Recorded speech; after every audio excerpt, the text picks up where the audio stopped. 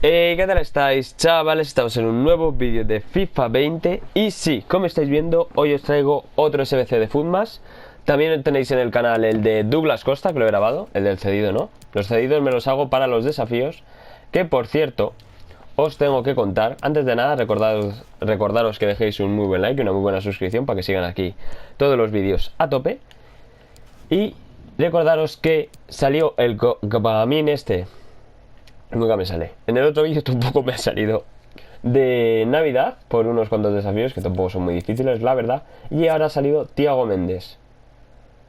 Yo me los estoy haciendo, la verdad. Y los cedidos los uso para esto. Juego 4 partidos de Squad Battles con al menos 4 jugadores de Futmas. Estoy usando los cedidos, que la verdad vienen bastante bien y hacen bastante más fácil hacerse estos desafíos. Y por cierto, este viernes acaba la temporada número 2 y empieza la 3, que tengo bastantes ganas. Pero no me enrollo más, vamos ya con Fekir. Espero que ya todos hayáis dejado vuestro like, vuestra suscripción, ya paro con el spam. Y vamos con este Fekir que vale 200.000 monedas. No nos pide IF y hemos puesto dos jugadores especiales. ¿Por qué? Porque este Hummels cuesta 32.000 monedas y por ser de 88 pues está bastante, pero que bastante barato.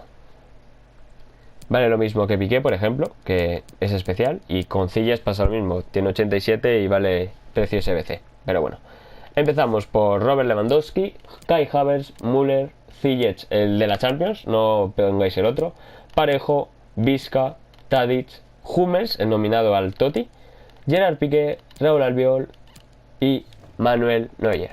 Pues nada, chicos, esto sería todo, así que dejad vuestro like, vuestra suscripción.